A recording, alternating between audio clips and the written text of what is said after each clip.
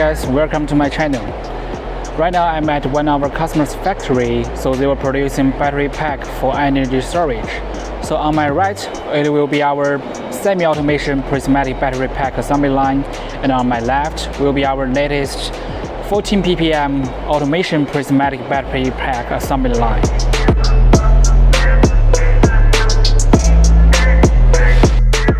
So this is our 14 ppm automation prismatic battery pack assembly line.